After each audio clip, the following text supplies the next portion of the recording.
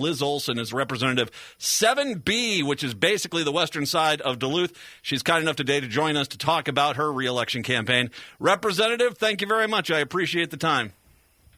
I'm really glad to be here. It's a nice sunny day. Happy to be chatting with you guys. How are the leaves looking up there? Are you past peak? I think we've started coming down that, yes. So if you look up, I mean, it's still spectacular, yes. And it is looking great, and it's the perfect fall day. And I went for a walk just a little bit ago and looked up at the hillside. Even though it's not peak, it's still in the zone. Well, and it's a good time to remind people, visit Duluth. It's a fantastic town, and really come fall, it is one of the prettiest towns in the entire country. I really do love it up there, so I'm a little envious. Yeah, I do. I mean, I'm sure every legislator says it, but I really do think I have the best legislative district in terms of what you get. Mm-hmm. And I know a lot of folks visit. I mean, it's Canal Park, it's the mountain bike trails, it's Spirit Mountain. I mean, it's kind of awesome. Whether it's winter, spring, fall, it doesn't really matter. Come visit. So. It is awesome, and as you say, come visit. I want to actually get your thoughts on how about the president deciding to have a super spreader event in your district? I mean, I should, yes, put a little quotations around come visit or something, or a caveat like don't come and spread COVID, but, if you're going to be the president and show up in our community and disregard all of our calls for public safety and decency, we'd prefer that not happen. But that was, I mean, we've had, unfortunately, way too many visits from the Trump campaign this year, just trying to spread that divisiveness and hate. And this time it was spreading COVID too. Well, and the thing which is, for you and your district, I mean, this is your district. And okay, so you can't help the knucklehead in D.C. You can't help the Republicans that came up there and fawned all over them and didn't obey mask rules or social distancing.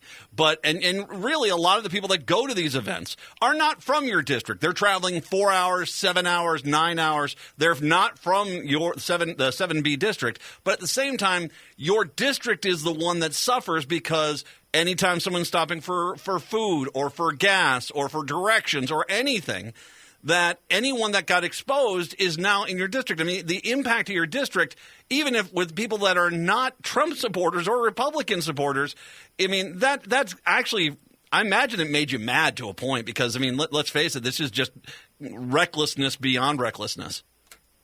Yeah, absolutely. I think you're exactly right. It's just reckless, and it's playing with fire, and we try to keep ourselves safe and do the right thing here, and most people do. I mean, you walk around anywhere in our neighborhoods and stores and whatnot, people abide by the rules and really do it well. And so to have a reckless event where that kind of thing happens and the opportunity for a bunch of people to get sick just because they're doing their jobs in these places people frequent is hard. And we also saw what happened with Mayor Larson, and just the hate that happened with her. And for folks who maybe didn't hear or see, there was a vehicle parade of Trump supporters that blocked the street in front of her house. It got pretty ugly. So, I mean, just that kind of thing, unfortunately, when it happens in your backyard, it ignites more of that from happening, even if it's just outside folks. And you see what happened in Michigan today. It's not that far of a jump from that point what's been going on to where when things had happened in Michigan. All my best to everyone up there. I know St. Louis County as well. This has been a rough time here with coronavirus. They've seen quite a bit. I'm not sure exactly with how things have gone at UMD up there, but I mean, is it like a lot of other colleges where they've seen a spike with the students returning? Yeah, I mean, that's definitely part of it. I know St. Louis County had some high numbers at different points, and southern St. Louis County is where Duluth is. And that is a large contributor to why. Yeah, absolutely. Because of the colleges and universities here, that is, you see that in the numbers of people, the ages of people who are turning up for the virus. You see it in long-term care facilities. So trends you see otherwise as well. Mm-hmm. I think, we were joking about the come visit Duluth, and I do think there was some truth to that when people needed to get away for vacations before we had the state mask mandate and other things happening. A lot of people did come to Duluth and maybe weren't abiding by some of the safety measures we had put in place. But now you're seeing it more in terms of the colleges and other things. So yeah, it is hard to see that in the community. We do have a free testing site though that's happening at the Duluth Entertainment and Convention Center through the Department of Health, which has been awesome. So just, all the things that we just talked about happening here, at least we have this, resource that we can test people so we can do the contact tracing and get a hold on this. And I want to make sure I say for the record, my brother-in-law just was up there. I was up there earlier this year. It is spectacular. Duluth, I mean, we can't travel across the country, but you can get to Duluth. They went up there. They're runners. And so they were running through the streets and around the city. They stayed down in Canal Park. They had a great time. So I want to encourage everyone, if you're looking for a vacation this fall, visit Duluth. It is pretty spectacular. And the money stays in the state, which is great. It's great. Right. Yeah, exactly. And there's the good part about it, too, is there's so many safe ways to recreate in Duluth. I mean, COVID is not great, and it's been devastating for our economy and families and lost things. And I think there's so many people that are discovering, what we could do in our own community that's safe. I've never seen so many people walk by my windows, at my house, out on the trails. The trailheads are just packed with cars. I mean, people are just really exploring Duluth in new and safe ways, which is totally awesome to see all the gems that we have and the ways we can recreate safely during this. And the views are spectacular. You stop up there, please do if you can. Joining us, Democrat of the Day, Representative Liz Olson, the majority whip for the DFL in the House. You're vice chair of the Ways and Means Committee, but I also know you're a part of the Health and Human Services Finance Division. And I want to talk about, because one thing we haven't talked that much about with this coronavirus and Governor Walz's leadership and trying to keep this state safe, which he has when you look at Wisconsin, when you look at the Dakotas. Minnesota has definitely done a lot better than some of our neighbors at this point. To talk about the money side of this, because, obviously I think that's one of the things which is the unspoken element of this. Obviously this is not something I think that in a pandemic you start, worrying about nickels and dimes, but at the same time, talk about how the state has addressed making sure the financial, any shortfalls are being taken care of, or just looking at this saying, the priorities have to be human life. We can't just be looking at dollars and cents all the time. Yeah, I think the governor has done a fantastic job at holding both of those truths, that the pandemic has hit and really sent us into a tailspin financially in some places. And we also need to take care of those people who need us to take care of them, because it's in this exact crisis moment that where there aren't those safety nets, or we've already pushed people to the margins, that we have to make sure people feel safe and survive the pandemic. Physically survive it, as well as small businesses surviving it. All of that, our schools surviving it. So we have to do that. That's our responsibility as government, is to take care of people. And so that is a balancing of what we need to do. And that said, we don't do that alone. You need a federal government that's going to work with you. And, despite the epic failure at the federal level, Tim Walz has done a fantastic job managing the state, and what money we have gotten in from the CARES Act has been responsibly put out into the community, but we need more. What's being held up at the federal level, the negotiation talks breaking down and things because of Trump pulling out. That has a huge impact on our state. We can't do this. Even on our best of days, we would not have all of the resources we need that would be able to come to bear without federal assistance. So it's a partnership, and it's, between state, local governments and the feds, but we need the feds. They're absolutely, we absolutely need that. We don't have our budgets we have to balance, and the federal government does not. And so we really have our back up against the wall on what we can do. That said, I will say that we're going to go into 2021 and hopefully have a Democrat majority in the House and the Senate and the governor's office, and, be able to do something. I think we've seen a lot of structural changes that need to be made, and I think one of those is there are folks and there are different entities that have not been as hard hit. And so we need to make sure that we're not giving them breaks at the expense of cutting other programs that people who desperately need it. So I think before we get into that cuts approach to be able to fix this, I think we also need to be thinking about where we need to invest too.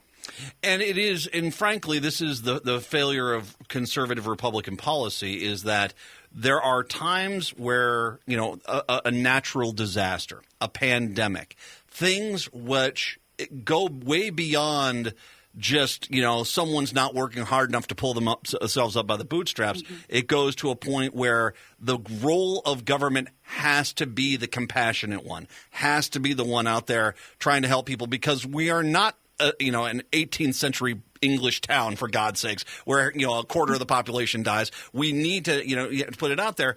Yet at the same time, the conservatives, they're still their thing, and that they, unless we get more tax breaks for millionaires and billionaires, we're not going to help out and make sure that the needy get the health care they deserve. Which is just, the opposite of what we need to do. Yes. That's exactly right. It's a fundamental disagreement that is detrimental to people's lives when you don't think government should be doing this for people. They want to shrink government, which is essentially meaning you leave people behind.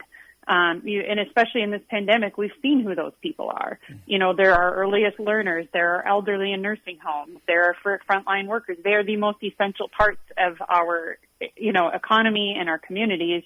And if we're not here for it to take care of them because we've done something nice for all of the wealthy people with the hope it trickles down, we've really failed. Mm-hmm. And, that's the Republican mentality. And so the Democrats, we have the opportunity to do something about that. And that's why I'm really hopeful in 2021 we can have some serious conversations about how we structurally change things so that people don't continue to benefit who don't need to benefit at the expense of folks that we've seen that are just living at the very margins during this pandemic. And we should mention, you had said this too, a Democratic Senate would help out dramatically, because there's a lot of good things coming out of the House that you run into a brick wall there of nope coming from Kozelka and the senior leadership in the Republican Senate. It would be nice to be able to sit together and work together with the Senate, as opposed to being the smart ones in the legislature, the intelligent ones, the compassionate ones, and having to deal with a wall of nope. Oh my gosh, yes. I feel like we were just sending those bills over with the hope upon hope, or sometimes knowing that there was no hope, but you got to do what the people ask you to do. And I think that's really, obviously COVID and Trump and so much we didn't know when we started the legislative session, but a big part of it is just the contrast of the vision of, the House laying out, this is the Minnesota we could get to if we have a Senate that's willing to work with us. And I think we did a great job with that, laying out, our top 10 bills and passing them, and doing all that work to lay out the vision and the contrast of what Republicans are for and what we're for. And we're for a Minnesota that cares for everyone. Everyone pays their fair share. All of that, that we're smart fiscally and how we work our budgets. And the Senate just was not having it. So I think, before all of this happened, I think we had done a really good job laying out that contrast for the voters this election season. Representative Liz, I got to just tell you are. I had Aaron Murphy on the other day. I've talked to Susan Kent, of course, Melissa Hortman. We have such great leaders in this state. I am proud to follow you. I'm so glad you're in the House. We need to make sure you stay in the House. 7B, once again, Western Duluth, the downtown area, the places most people go in Duluth. That's Liz's territory up there. Representative, if people want to help your campaign, how do they get in touch with it? Yeah, thanks so much. Yes, you're right. We got to maintain the House, build a bigger majority, and flip that Senate. So my campaign, my website is Liz for Duluth, so Liz and for Duluth.com. I have ways to get in touch with me, learn about more. I'm helping out other candidates in other districts too with phone calls and whatnot. So get in touch with me if you want to get involved and help build this community we've been talking about. Help Liz in the 7B district. Help people up in the 8th Congressional District. Help out LizForDuluth.com. That's LizForDuluth.com. Representative, thank you very much. I appreciate the time today. Yeah, thanks so much, guys. Appreciate the conversation. Thank you very much. Liz Olson, Representative 7B, Democrat of the Day. Let's take a break. Come on back. It is the Matt McNeil Show right here on AM 950.